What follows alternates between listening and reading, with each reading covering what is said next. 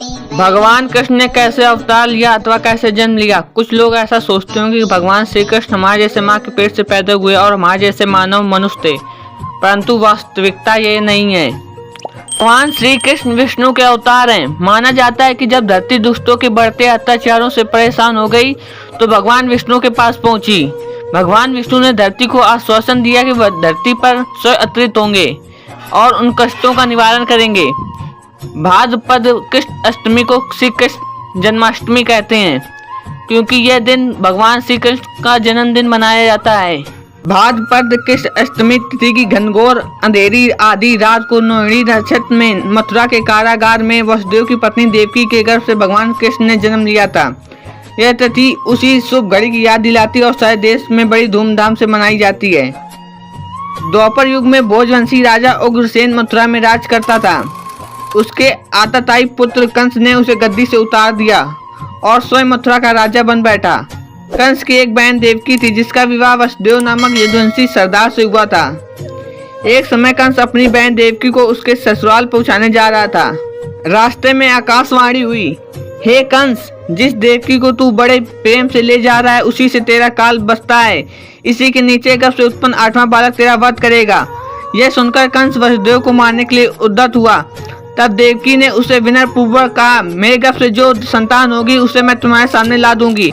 बहनोई को मारने से क्या लाभ है। कंस ने देवकी की बात मान ली और मथुरा वापस चला आया। उसने वसुदेव और देवकी को कारागार में डाल दिया।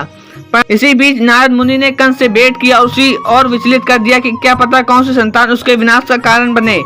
यह सुनते ही कंस ने यह तय कर लिया कि यह देवकी और वसुदेव की सभी संतानों को मार डालेगा।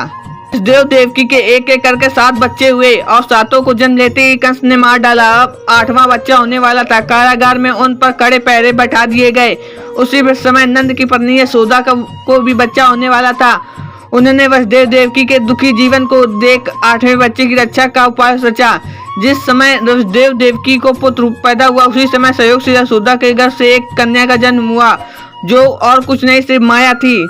जिसको ट्री में वसुदेव देवकी कहते, उसमें अचानक प्रकाश हुआ। उसके सामने शंख चक्र गदा पद्म धारण किए चतुर्भुज भगवान प्रकट हुए।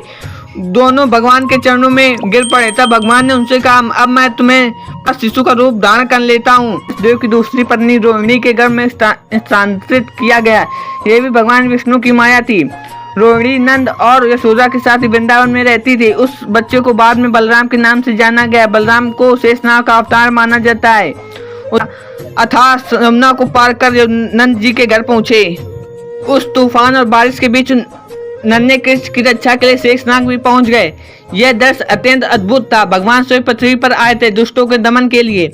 वहां उन्होंने नवजात शिशु को यशोदा के साथ सुला दिया और कन्या को लेकर मथुरा आ गए।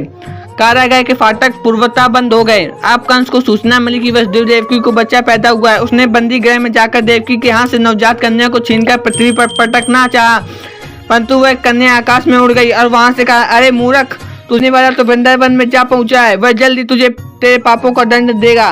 सुन कंस को बहुत गुस्सा आया और उसने वृंदावन के सभी नवजात शिशु को मारने के लिए कई दैत्य भेजे। वृंदावन भी उसके अत्याचारों से अछूता न रहा। कृष्ण के वध के लिए कंस ने पूतना राक्षसी को भेजा। पूतना ने एक सुंदर स्त्री का रूप धारण कर लिया। वह कृष्ण को गोद में लेकर घर से थोड़ी दूर निकल आई। जैसे ही उस नन्हे कृष्ण को स्तनपान कराया, वह डर से कहराने लगी और बचाओ बचाओ चीखने लगी। जब तक गांव वाले वहां पहुंचे, पूतना का वध हो चुका था। नन्हे कृष्ण की इस लीला को कोई भी समझ नहीं पाया था। उन्हें सब एक नन्हे बालक के स्वरूप में देखते थे। लोगों को यह भी कभी नहीं लगा कि नन्हा सा बालक एक राक्षसी का संहार भी कर सकता है। ऐसे भगवान हमारे कृष्ण थे। Thank you for watching my video. Like subscribe my channel Nani toons. Bye bye. जय श्री कृष्ण।